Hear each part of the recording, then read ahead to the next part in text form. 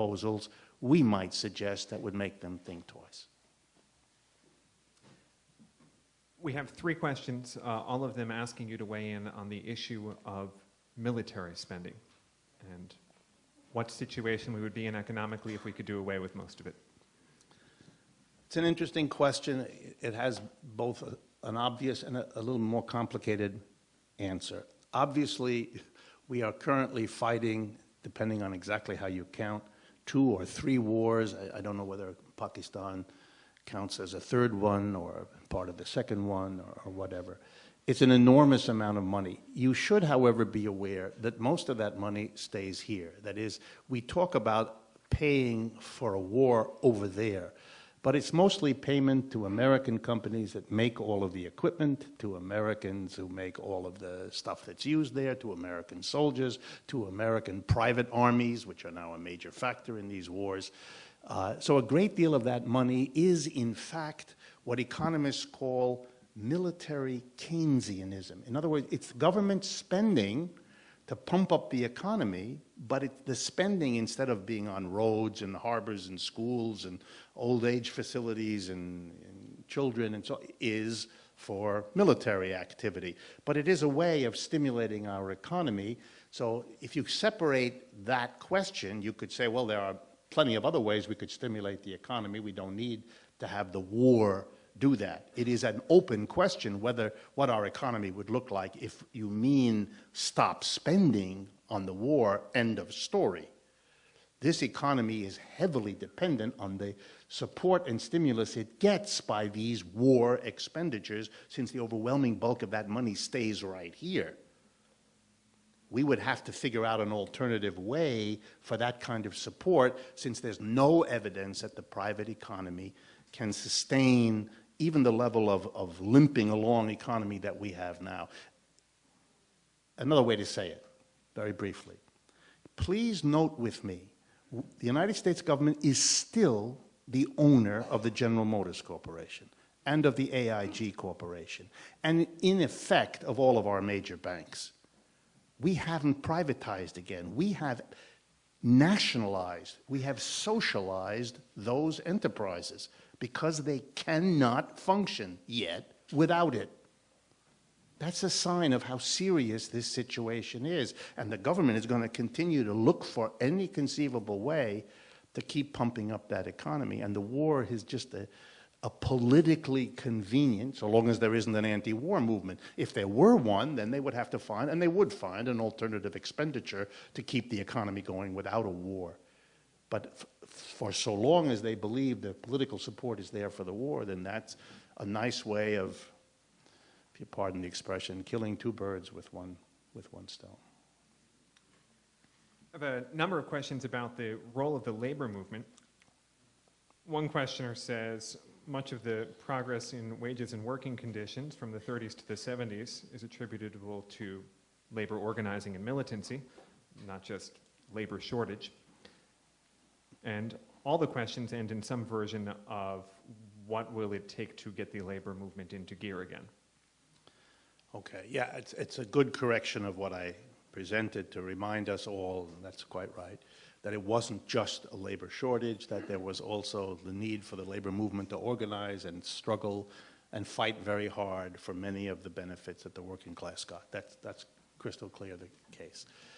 As to what it will take to get the labor movement going, I don't mind admitting it, in somewhat of a despair about our labor movement. It has been declining for 50 years, almost in a straight line down in terms of membership and of political clout. Its leaders, as best I can tell, have learned little or nothing over this 50-year period. They don't change their fundamental orientation. I mean, there are exceptions, of course, but in general, they keep doing what they're doing. I understand they're working under very difficult circumstances, but it's a process of decline that makes you think that if you were in charge or you were a militant or an activist in the labor movement, at the very least you ought to be having fundamental discussions about what you're not doing right that is contributing. Not that the unions are themselves the sole explanation for their decline. That's not true. They face a very hostile environment, and that's serious. But you can't change much of that. What you can change is your own organizational life. The unions don't agree with what I just said. They still believe that lobbying and moving at the level of the legislatures and the federal government is their only and major hope. That's where they spend the bulk of their effort and their money and their staffs. I don't see it working, but they are fearful of achieving even less if they don't do it. But having said all of that, there are a couple of signs of something. And here's the one that I'm most excited about, even though I understand it hasn't gone very far. I believe it was about a year ago, maybe a bit more, that one of our largest unions, United Steelworkers of America, made a remarkable decision, different from any that I know the American labor movement had made before. They entered into a formal agreement, which they announced, with something called the Mondragon communities in the north of Spain. Now, let me tell you briefly, for those of you that may not be familiar. A little over 50 years ago, a Catholic priest in the Catalan area in the north of Spain, just below the Pyrenees Mountains, began a program to deal with unemployment in that region, which is an endemic problem, in which, apropos of what I said earlier, workers would own and operate their own enterprises collectively. No capitalist structure, no top-down hierarchy, no board of directors, no shareholders. The workers themselves would do it. And here we are, roughly 50 years later. I believe the numbers are now about 100,000 workers are members of the Mondragon communities, producing an immense array of goods across an immense array of enterprises.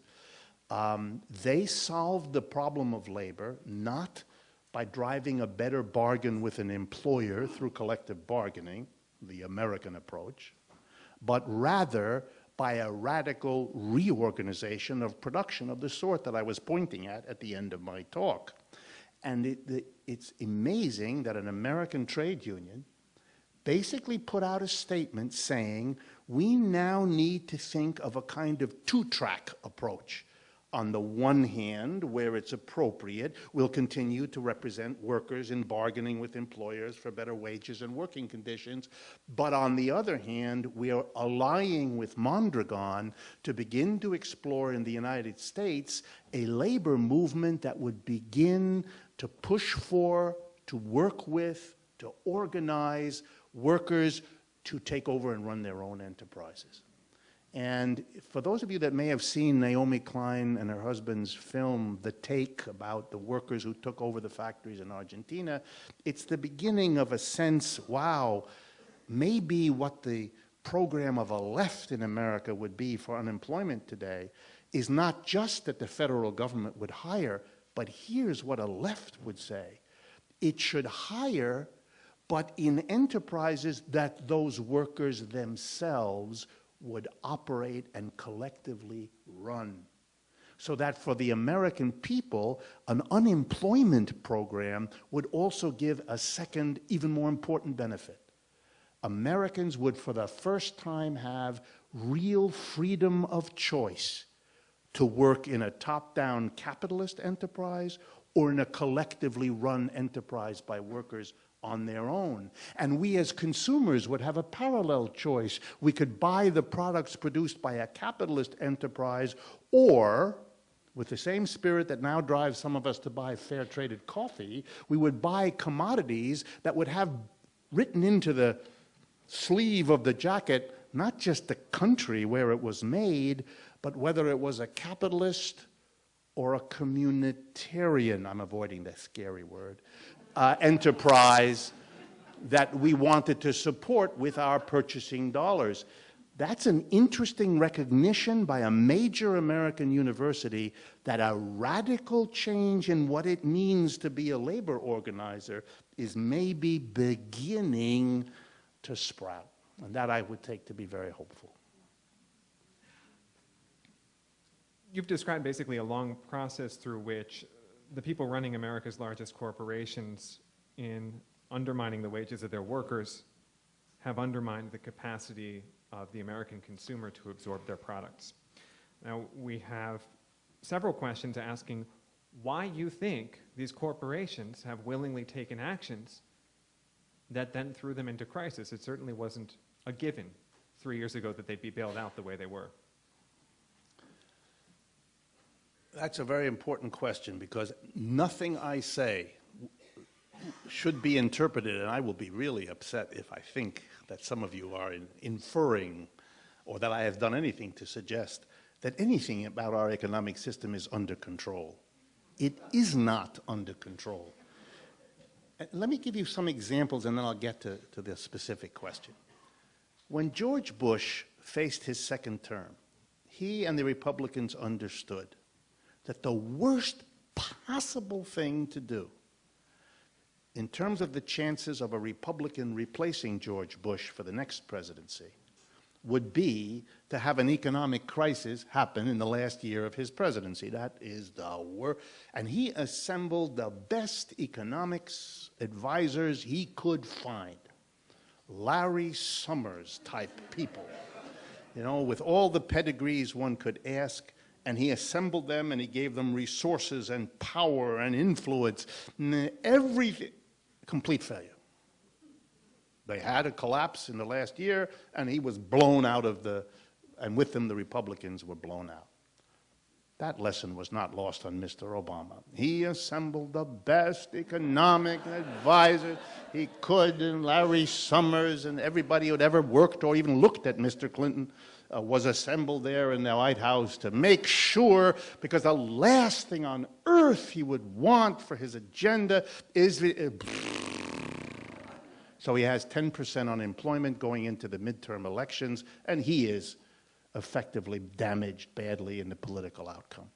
So much for having it under control. Best minds imaginable, best measurements, I mean, economy, and right?